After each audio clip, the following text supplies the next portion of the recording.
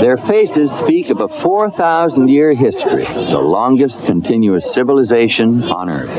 Yet China evolved largely in isolation, a world we barely knew or understood. Now, for the first time in decades, Americans have been invited in. It is a new era and a new China.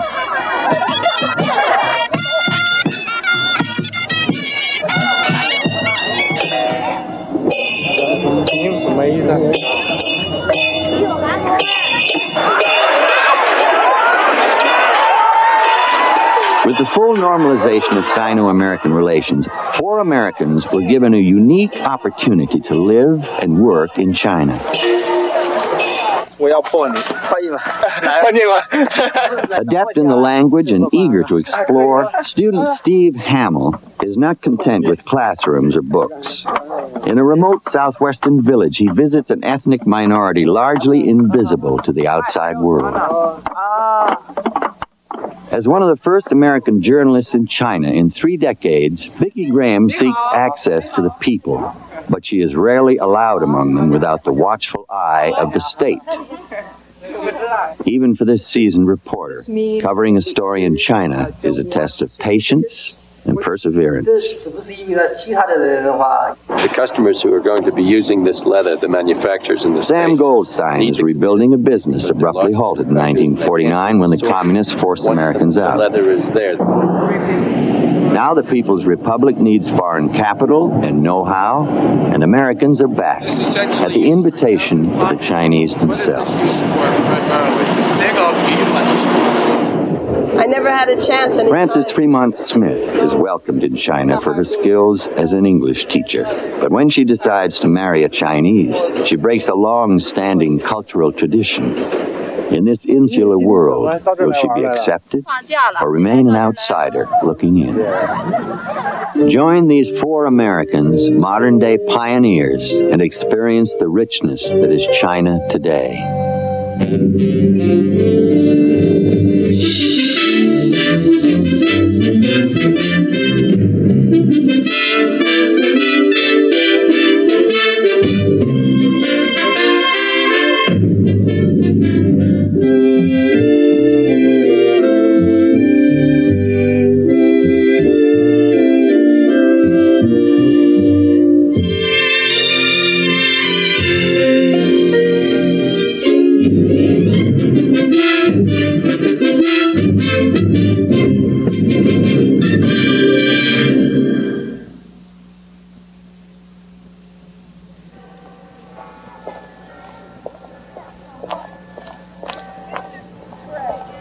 At the University of Massachusetts, sophomore Steve Hamill receives word he has been accepted into one of the first exchange programs of American students soon to leave for China. That our students must be accompanied by Chinese roommates.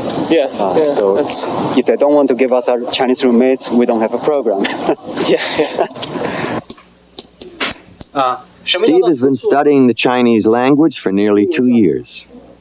Ever since his Navy days in the Philippines, the lure of Asia has pulled him toward a career in international law, and now an unexpected opportunity to probe an ancient culture so long hidden, to be part of China's historic overture to the West.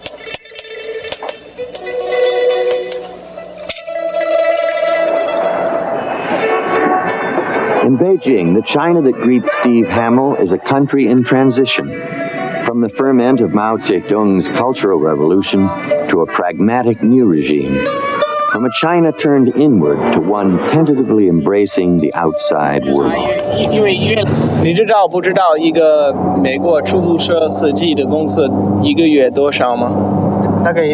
For the first semester, Steve remains in Beijing studying the Chinese language, history, geography, and literature, but always wanting something more. Is China sitting in a room and reading books? No, I disagree. I feel it's getting out with the people. So why not really try to learn about China, go out and meet the construction workers, the intellectuals, and just try to get a wide range of China. Whenever possible, sometimes with other American students, He seeks out the China little known to foreigners, avoiding the showcase places set aside for tourists.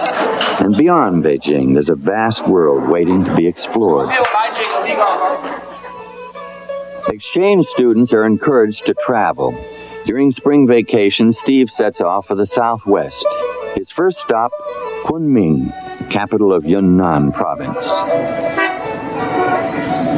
An industrial center at the terminus of the historic Burma Road, Kunming was a World War II base for Stilwell's troops and Chennault's Flying Tigers. But since the Communist Revolution, Kunming has seen few, if any, Americans. I was kind of frightened at first when I went out because I didn't know what type of thoughts they'd have toward Westerners, particularly Americans, after the poor relations that China and the United States has had. Perhaps because Kunming knew Americans best as allies against Japan, an American face only evokes memories of a time of cooperation. The people in Kunming seemed overall friendlier. People in Peking are more leery to do that. It seems like they're more afraid.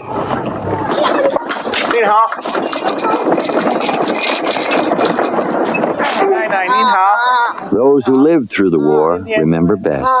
As if time had stood still, an old woman greets the American with casual warmth, points out her house across the way, and then says, "I have only one son, nothing else." 好，我现在走哈。再见哈，再见，再见。你好。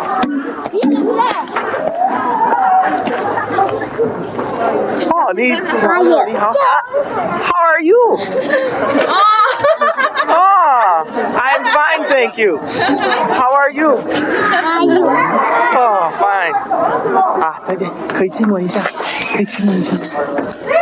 啊，谢谢。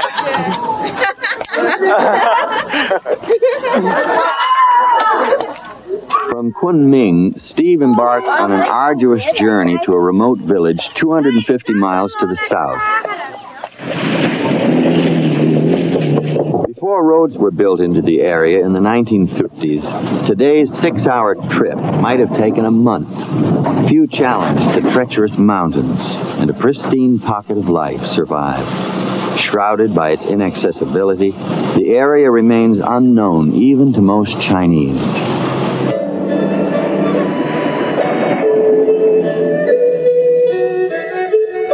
Along its southern boundary, China borders Burma, Laos, and Vietnam. On the Mekong River, Steve's final destination is the rural town of Jinghong. Jinghong is in the region known as Xishuangbanna, home of the Dai people, one of China's 55 minority nationalities. The coming of spring, universally celebrated as the season of planting and growth, marks the time for the Dai to begin preparations to usher in their new year. The Dai today live much as their ancestors did, a fiercely independent people. They have maintained their own dress and customs. In their language, the word Dai means freedom. I actually get the feeling of being the second Marco Polo or something like that. You could go walking down into the villages and be the only foreigner there.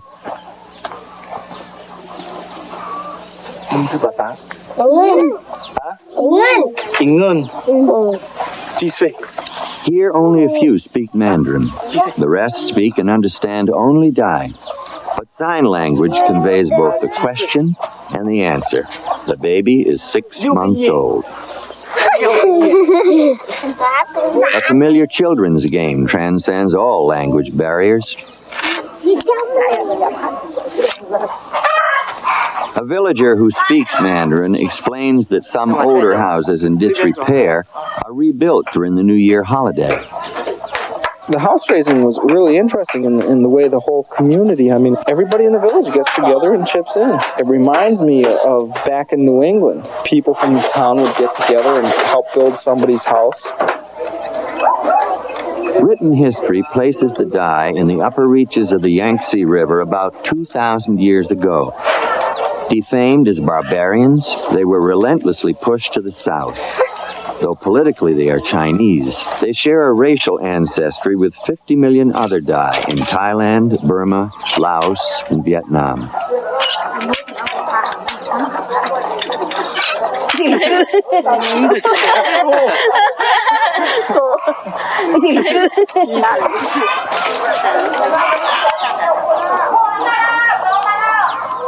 In this agrarian culture, barely brushed by the industrial world, life still moves to the rhythm of the seasons and a more distant time.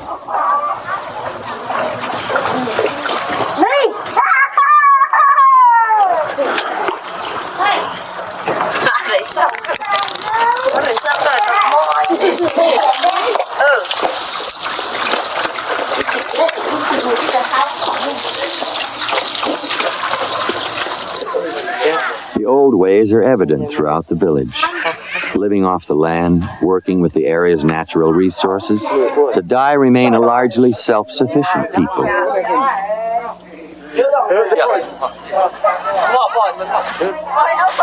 Rice is their main crop. Their fields yield enough to supply the entire southern part of the province. Historically, Buddhism was central to the life of the Dai. With the suppression of religion during the Cultural Revolution, this temple grew silent in disuse. Others throughout China were wantonly destroyed. Perhaps only the area's remoteness spared this Buddha, which with the easing of restrictions can now be restored for the new year. But other gods too must be appeased. An offering invokes a blessing for the newly built house. Firecrackers scare away evil spirits as the head of the family enters first and coaxes his grandchild, frightened by the noise.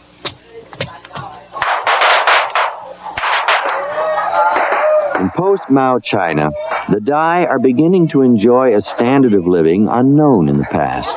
Many families now own bicycles, watches, radios, and sewing machines. Hospitality is a cornerstone of Dai life, but Steve Hamill will be the first outsider this family has ever entertained. The people in Xishuang now were so warm, just inviting me into their homes, just seeing me and grabbing me by the arm and saying, "Come into my home and drink tea with me." And every one of them said, "You're the first foreigner I've ever had in my home, and I just want to make sure that you're very comfortable and that you enjoy my home."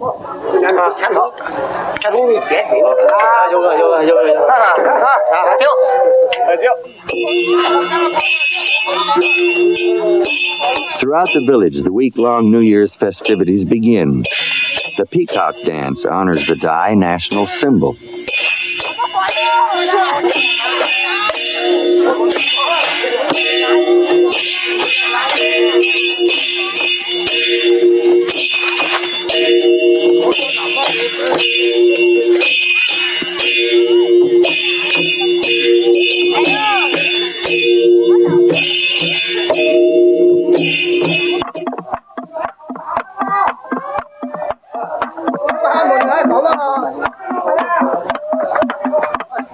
Stems of native bamboo are packed with gunpowder to make fire rockets that will launch boat races the next day.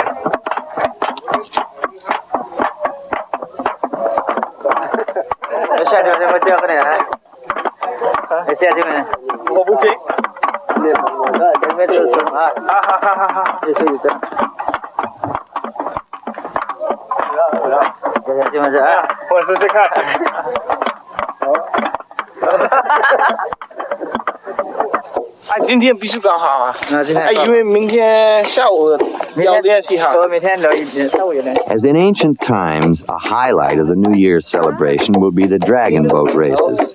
Strong but light native camphor wood is ideal for a racing shell. Hollowed from a single log, intricately carved and painted, each village's dragon is unique. Made entirely by hand and without nails, with natural pulp the only caulking, the boat will hold as many as 60 people.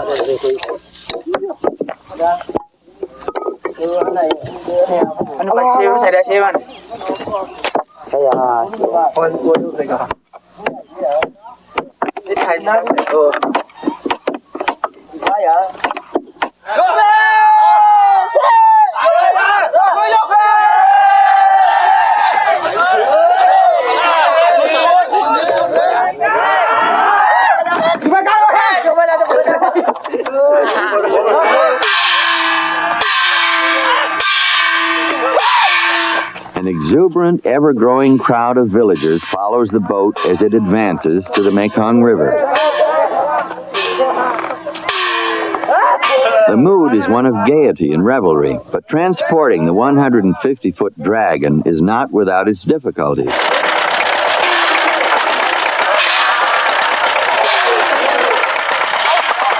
The dragon boat races are perpetuated by many other peoples throughout China. For all, it is a revered tradition, but there is no written record of when it originated.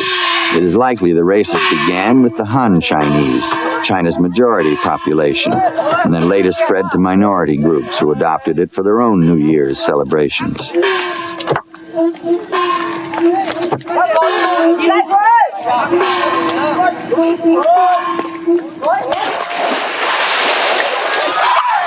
With the race only a day away, the boat has yet to be tested in the water, but anxious anticipation quickly fades. Like the dragon it symbolizes, the craft is strong and secure. The races will be an all-day event, and thousands throng to the riverbank. Though only the Dai will compete, neighboring minority groups have traveled long miles on foot to share this important day.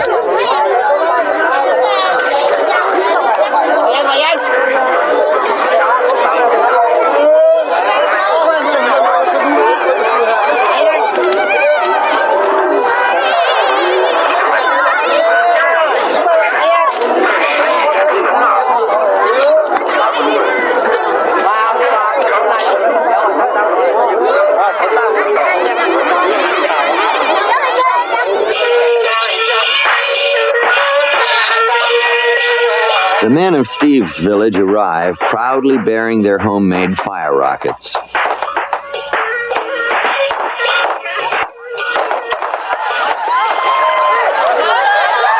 In the past, women were prohibited from taking part in the races. In the 1970s, they asserted their right to participate and now have their own competition. Once in position, they await the starting signal.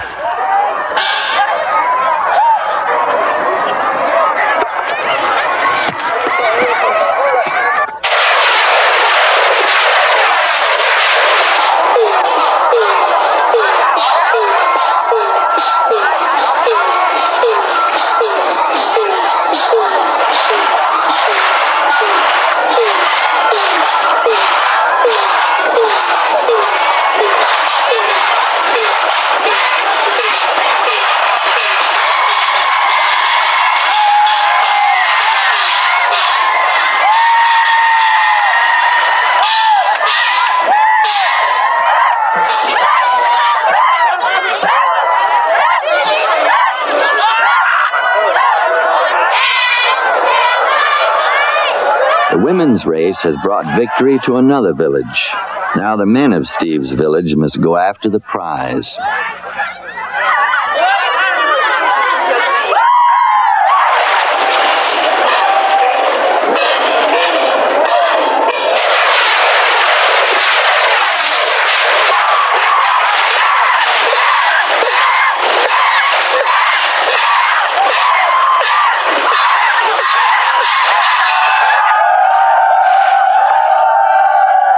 The men have prevailed.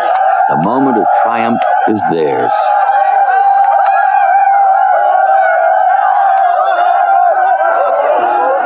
Money trees are their tangible prize, but the real prize is knowing the respect and honor of their village remain intact.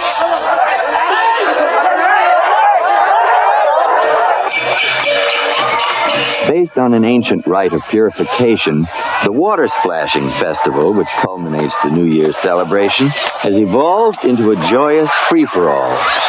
I mean, everybody in the whole place is ready to get anybody and splash them with water. Everybody loves to have it. Everybody lets loose.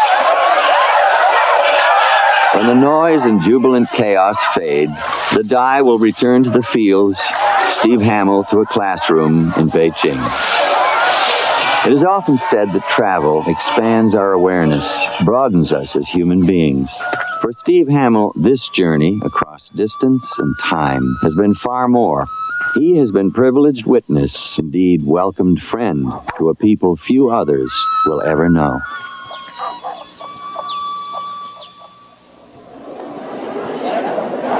The normalization of U.S.-China relations is of minor significance to most New Yorkers caught up in the Christmas rush, but one woman is keenly affected by this historic event. Associated Press reporter Victoria Graham will be one of the first American correspondents inside China. The American news media, barred from the country since 1950, are clamoring to quickly place their people on the scene. And I thought another one about the crisis of confidence in China. For any journalist, opening a new foreign bureau is a logistical nightmare full of unknowns. There are no files to fall back on, no contact lists, no precedent even for what to bring. And Vicki Graham has never before worked overseas. I've been trying to get a hold of him for days and days. I was talking to Mark about doing a story on population control in China and India. Probably be an interesting story.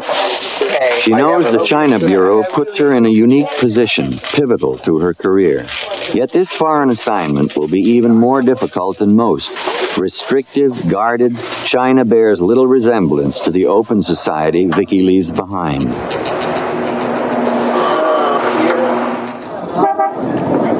Western news bureaus are permitted only in Beijing, the capital, in segregated compounds generally off limits to Chinese. Here, Vicki Graham's apartment doubles as her office.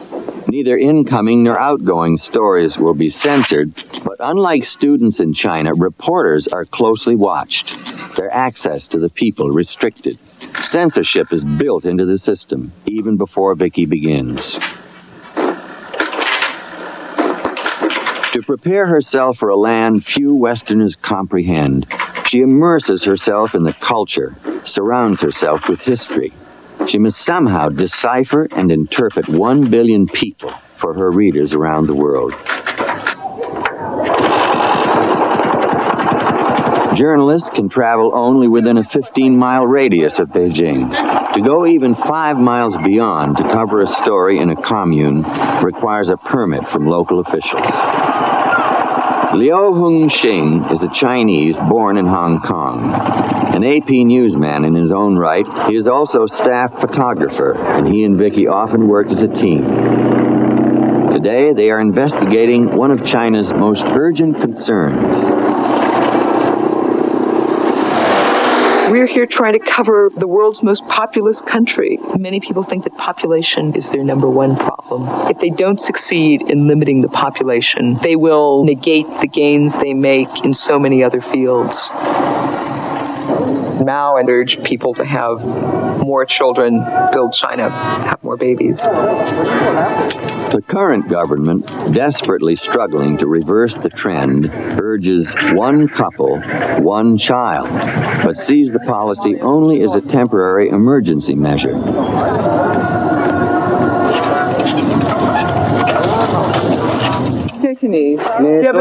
To learn if the plan is working requires difficult probing. Vicki meets only hand-picked couples, and officials say only what they are authorized to reveal. What was the quota of births assigned to this commune? 1980年，他是1980年。他原则是啊，就是结婚以后吧，就可以生育小孩。It's very flexible. It all depends on how many marriages for the year. If there are more marriages, then it's more quotas. Okay. What was the quota? 那1981年的话，你们实际上那个下来的指标多少？350。As a result of unrestrained population growth under Mao, today China has 1/4 of the world's people. Officials instruct couples in family planning and distribute birth control devices. Sterilization and abortion are not uncommon. How do you really, if some woman wants to have a baby and you feel that she shouldn't have a baby, how do you really get her to change her mind? 我们每逢遇到这种顽固户吧，都要蹲下来。 every evening 如果过3个月后就给我做手术了。 Every evening after work, you go to their house. She's referring to abortion. In other words, you're going to this woman's house every night to urge her to have an abortion. When asked how many children she has, to Vicky's surprise, the family planner says 2. Oh, very good.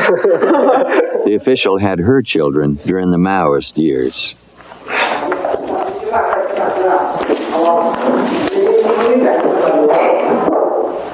Right? In the home of a commune family, Vicky asks about their benefits from the state. There can be financial penalties for those who defy the rules, but there are rewards for families who conform. It's free medical treatment. What else? Despite advantages, a traditionally vital element of peasant life, sons to work the land and care for aged parents, is lost to the parents of this little girl. Didn't you really want a son? I mean, we hear so much about, Chinese wanting big families, and really, when you say, wouldn't you really like to have a son? And they say, oh no, only one child. Well, maybe they mean it. Maybe they don't. Maybe deep down they don't. Nobody's going to tell you what's really in their heart. In New China, it makes no difference. 80% of the Chinese population live in the countryside, and more than half of them are under age 25. If the one-child policy is to succeed, it is people like these who must make it work. Incentives include monthly bonuses and priority in jobs, schools, and housing. Oh, here's the one child. Ah, 你好. Supervision of the one-child policy falls to a tightly organized bureaucracy which awards couples an official certificate for their pledge of compliance. Ask him if he wants a little brother. 你要不要再要个小弟弟啊？要不要弟弟？ Yo, he replies. Yes, politics means little to the young. So what are the benefits? How much do you get a month? More vegetables. Large families have long been a cherished way of life for the Chinese, but many modern couples see an opportunity to break away from the hardships their own parents knew. They say, fewer children, fewer problems. The government is making it worthwhile for us to sacrifice for the reconstruction of the You don't want country. any more. How about her? She wants another one. 你要不要？不要。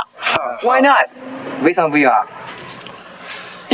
With only one child, the wife tells the outsider, life is better for us and for China. 方面也好。 Oh, Mrs. Tucker, hi, how are you? I'm glad you could make it. I know that. At home in her office apartment, socializing is an essential tool of Vicky's job. 12 hours into a tiring day, and still there is work to piece together her story. We entertain here. We have lunches and dinners here, and a very important aspect of work here is entertaining, talking to people and establishing good contacts and good personal relations. A correspondent from Japan, another writing for Germany's Der Spiegel magazine, a professor born and raised here teaching American literature to the Chinese. They come from disparate backgrounds, some with different goals. Yet they depend on each other for information and support. Each knows someone who in turn knows someone else. Contacts, in this closed society, a vital need they each share. Say, have all the babies you want. Like Vicky, the Newsweek reporter is covering the one-child story. It will be very successful in the cities. It already has been. Shanghai, Peking. But the problem is that 80% of the population lives in the country. Journalism here is often a process of collecting string. You know what you want, you're working on a certain story, you get a little piece here, you get a little piece there. You're not going to get the entire answer from someone very often. It's very difficult in that respect. Can you tell me what the abortion rate in China is? A call to the United Nations representative for some final statistics. Right, you're going to say, Du Xihua sits on her earthen doorstep and nurses the baby son that, what, cost her 250 yuan, the respect of her village. We are very much aware of the importance of describing China to the rest of the world, and I think there's a sense of responsibility knowing that so many people are going to read what you write out of China. Finally, the bits of string are tied together. They tell a story that is less than encouraging for China's forward-looking plans. Despite what Vicky and Liu learned at the commune, many peasants still want large families.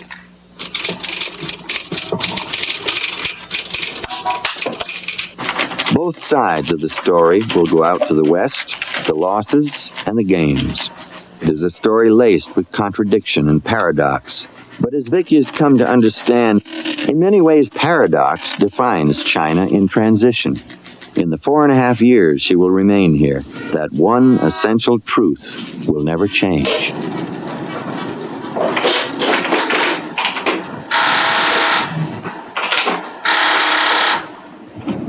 Businessman Sam Goldstein commutes between two worlds every other month. His home and office in Philadelphia and factories in China 8,000 miles away. The route Sam walks today has been traveled by many who came before. Along this same narrow street, crates from China were first unloaded more than a half-century ago. Then as now, the company depended on China for raw materials. In those days, pig bristles for brushes. Today, skins for footwear. Howard, these are the skins that I just brought back from Kunming. The long relationship was severed by the Communist Revolution. Sam's partner, Howard Wagman, is the son of the company's founder, whose factory in China was closed in 1949. Then, more than 2 decades later, a surprising cable. Fortunately, they remember old friends in China, and in 1972, when Mr. Nixon came over and the ping-pong diplomacy started, Howard Wagman was invited back to continue the business that his father had started. With their friends in China. China recognized pig hide as a valuable commodity, but needed American know-how to market it.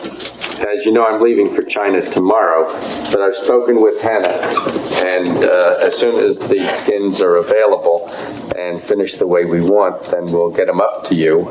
Ping-pong diplomacy had opened the door, but only part way.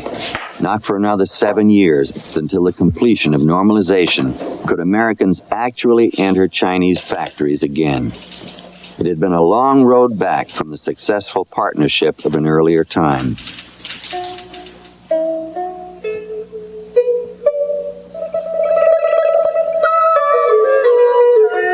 The business began in 1919 in this factory the Wagmans owned. They specialized in brush products, dexterously made by hand from pig bristles, horsehair, and other natural fibers.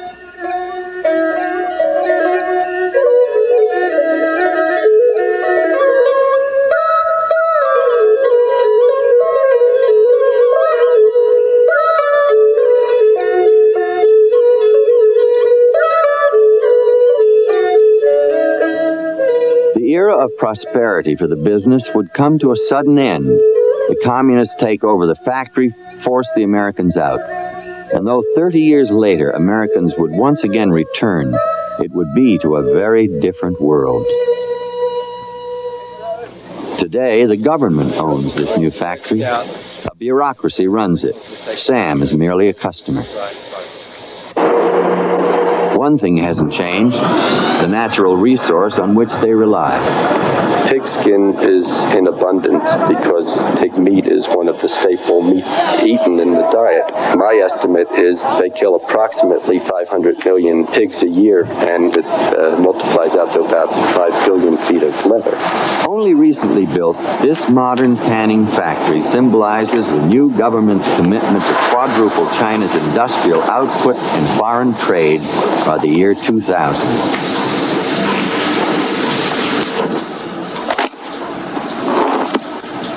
Each skin must be hand-cut to the buyer's specification. Other parts of the process can be automated.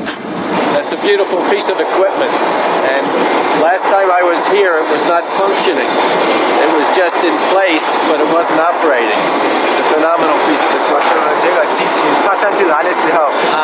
Machines and hand tools still work side by side in this transitional world, but Sam Goldstein knows, for now, things are proceeding as they should. It's a country that is pragmatic, and they are expected to progress. A Chinese saying that is very frequently used is "ipu ipu lai," which means step by step. And that's really the method in which they deal. We accept that. We frankly like that concept ourselves. Step by step. For Sam, a personal creed of patience. Endless red tape and delays, a different approach to quality control, all demand tolerance and time.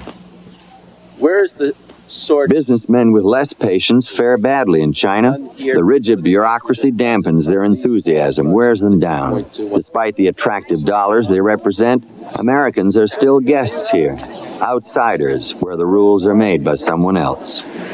Standard procedure. Very well done. Only rarely do Sam's full days permit time away from the factory.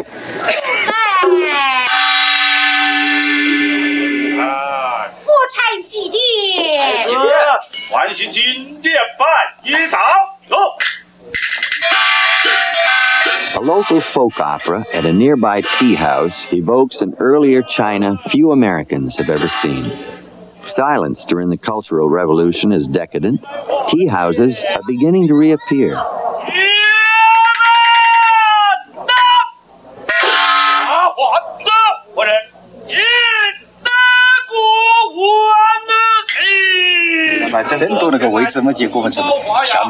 An old man, eager for the foreigner to understand the story, describes how it tells of two brothers locked in battle for control of the family throne. It's an international story. It's happened all over the world throughout history.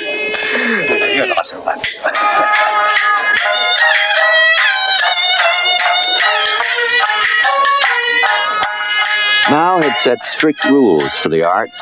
Only themes extolling the virtues of the revolution were permitted. Now that restrictions have been eased, young Chinese are dancing to new music filtering in from the West. But for the older generation, it is the traditional music that stirs their hearts and memories.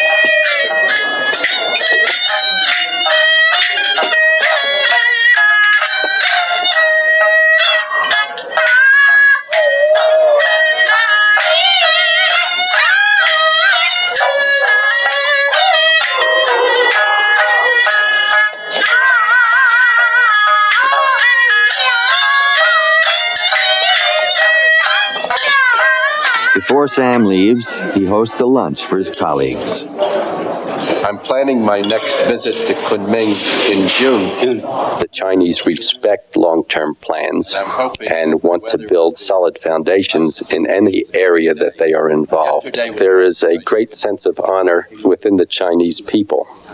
The manner in which they do business is on the basis of honor and word. Everything that we do with the Chinese is done on a handshake and a word. Toast to our friendship and to some good business experiences for the future.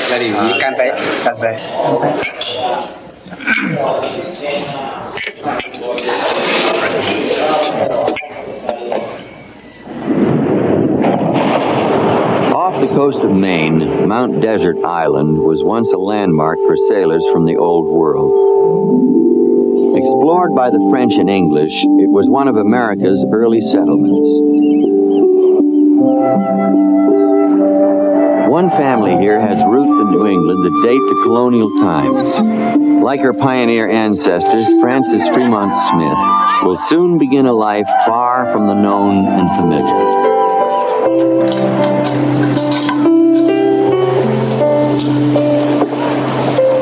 Intrigued by the Orient, Frances majored in Chinese and has accepted a job teaching English in the People's Republic. And Fran, can you pass the wine? The wine around? Yes. It is a journey that can be measured in distance, but not yet in the magnitude of change it will bring.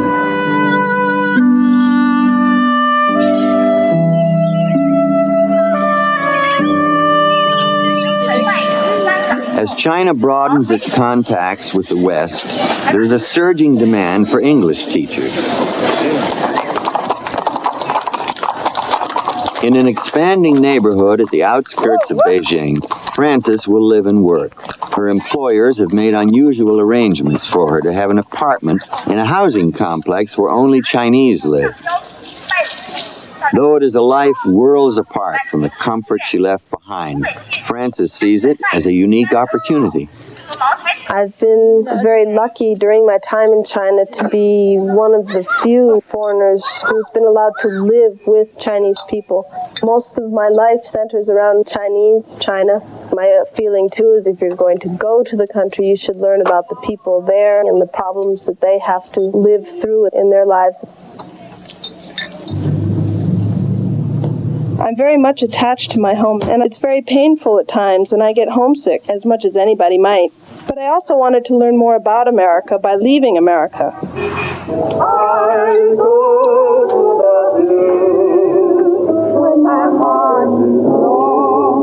After living alone in China for 2 years, during a school production of The Sound of Music, Frances meets and falls in love with Jia Lijun, a Chinese.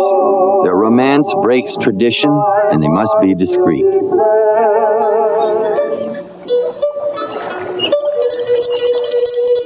The government discourages personal relationships with foreigners. When Frances and Lijun decide to wed, it takes 3 months to gather the necessary forms and affidavits for official consent. Even now, as husband and wife, another obstacle lies ahead: the judgment of Lijun's parents, whom Frances has yet to meet.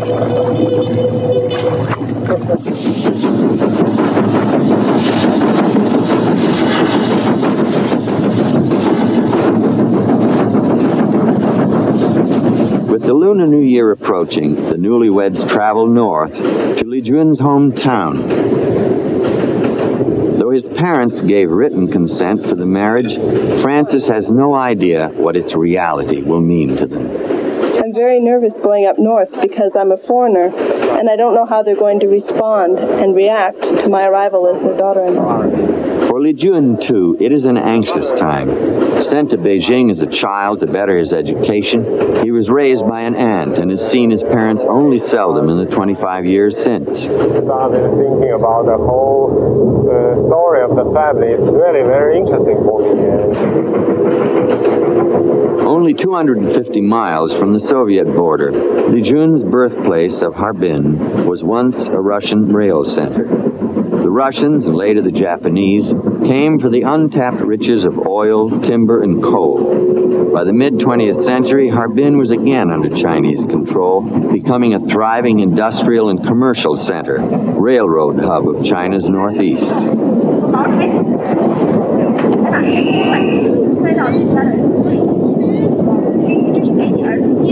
Today, the express from Beijing brings one Harbin family a son they barely know from a distant city and a daughter-in-law they have never met from a world thousands of miles away.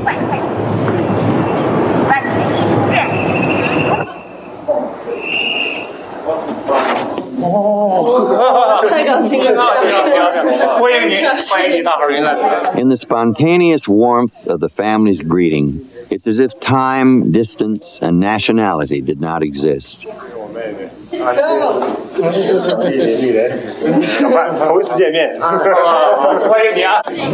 Bureaucratic regulations made it impossible to marry in Harbin. Couples wed where they live and work. Now there is time for the family to celebrate together.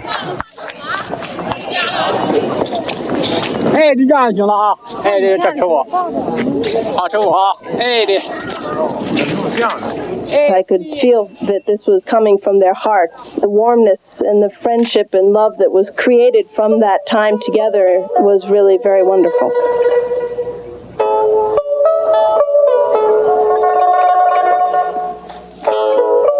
Lijun and Frances have spent the night at a local hotel because his family's apartment is small. His younger brother lives with his parents. Another brother and 2 sisters live on their own.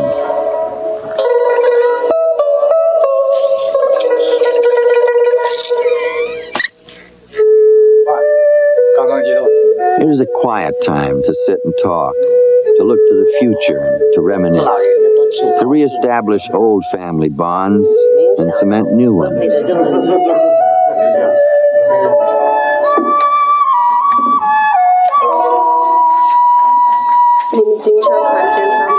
The fact that I could speak Chinese and speak directly with Li Jun's mother and father made it so much more easy to get to know one another. Her mother-in-law points out Li Jun as a teenager, his father as a young man, herself at Francis's age. I left here in 1956, and I think in this district it doesn't change a lot. The Russian influence is still visible, but their churches are now warehouses, offices, and schools. Bitter Siberian winds blow out of the north, and temperatures can drop to 30 below. At the edge of town, the Songhua River remains solidly frozen 5 months of the year.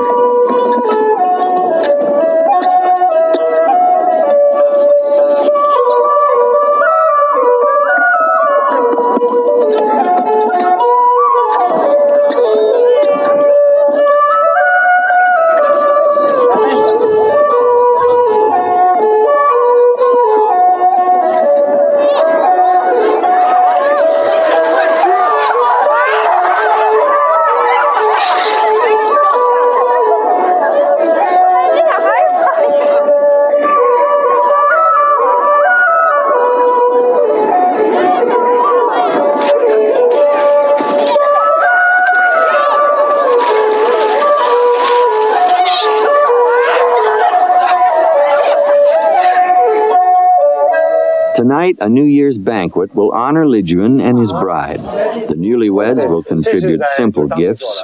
Liquor, wine, apples, and peanuts are traditional. It's made in English style.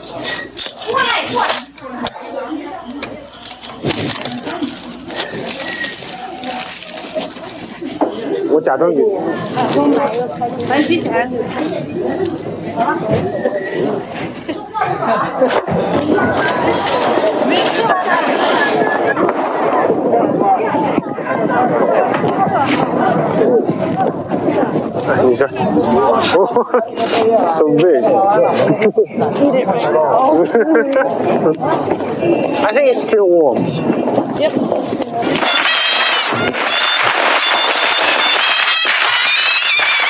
In post-Mao China, a few outlying areas like this suburb of Harbin are seeing the rebirth of New Year's parades.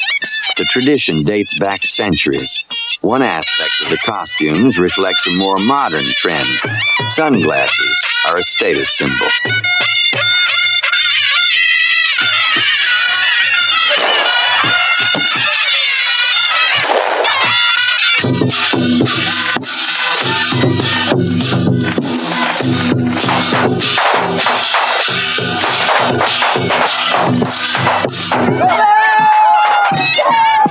With the dragon as symbol of renewal and strength, they prepare for the Lunar New Year as their ancestors did in imperial times.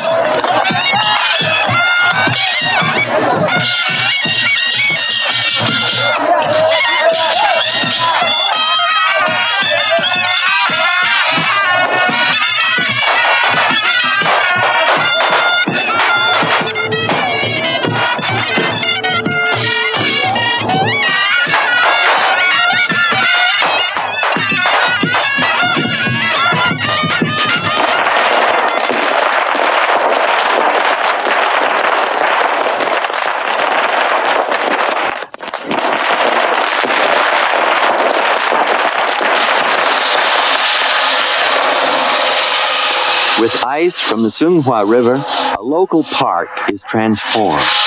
The ice sculpture exhibition is a showcase for artists and craftsmen, an invitation to tourists, a delight for the young.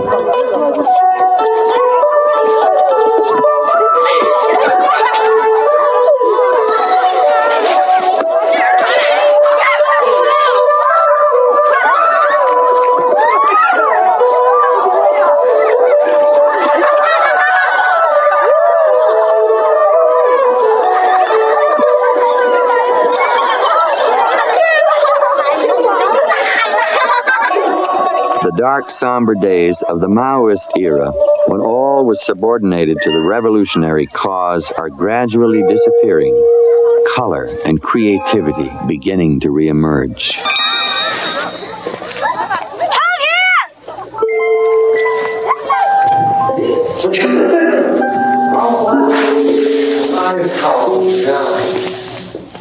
I'll sit if you sit. Yeah. Okay, 1, 2, 3. 1, 2, 3. You're not fine now, sleeping. Okay? That's better.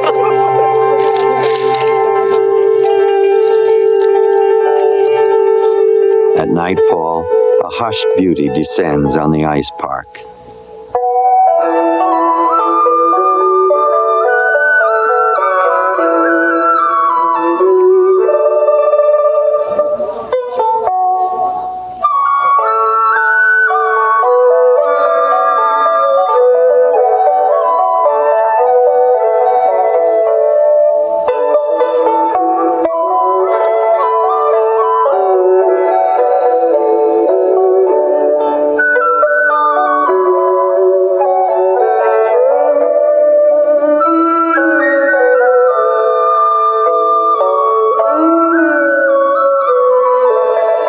At a nearby hotel, Li Jun's parents host the New Year's banquet.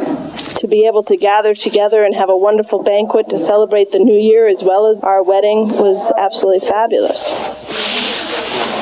今天呢，是除夕之夜，按照咱们中国人的这个。 Her father-in-law offers a toast. Why am I so happy tonight? Because 3 of my children have just graduated from college, including Li Jun, and especially because my heart is full and warm as we welcome our new daughter-in-law into the family. 啊，也就为了咱们祝贺一下啊，祝贺新的一年到来啊！大家。 Meanwhile, unknown to Frances, rare Manchurian delicacies are being prepared in her honor. From the northern forests, moose nose and bear paw.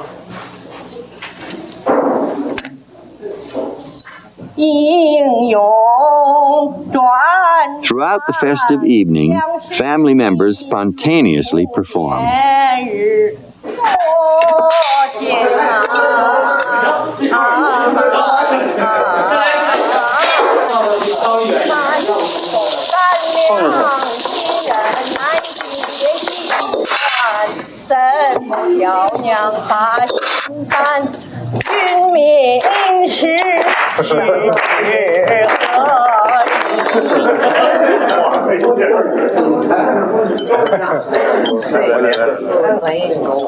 Finally, the chef's presentation to the honored guest. Quickly, Frances realizes one person's delicacy is another's dismay. The important thing is in the name. If you don't tell me what it is, I can eat anything. But as soon as I hear it's moose nose or monkey's head, I'm not going to try it, even if it tastes very good.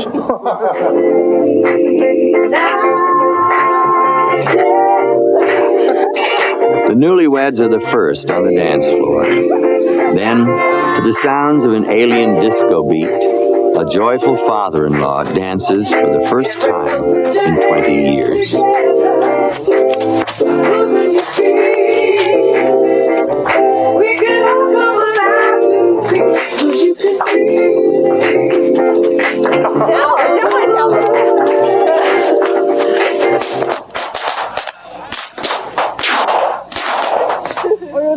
Two people from 2 different worlds have made a world together. It is not an easy path they have chosen, but as they begin a new year, they move on, knowing the first challenges have been faced and won.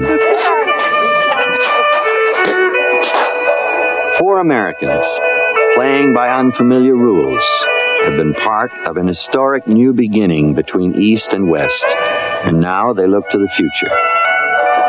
Steve Hamill will spend 10 months in Beijing, then begin a career in international trade. The Orient that beckoned a young man will remain his permanent home. Anyhow, I think that the problem of contradiction. Vicki Graham will rise to bureau chief in only a year, and after 4.5 years become dean of the Foreign Press Corps in Beijing. Her next AP assignment will be as bureau chief in New Delhi. At what point? After it's in the crust stage? Sam Goldstein will be joined by scores of other businessmen drawn by the lure of the China market. They will be a major force in China's drive to expand and modernize its economy. Francis and Li Jun will repeat their marriage vows in a small New England church founded by her great-grandfather, a blending of two worlds they will continue to call two countries their home. At a unique moment in time, 4 Americans have been part of a country in transition that will never again be what it was, nor even what it is today. An era of isolation has ended. China's open door will widen, and others will follow. But 4 Americans know they were among the first, helping forge closer links for future generations of both East and West.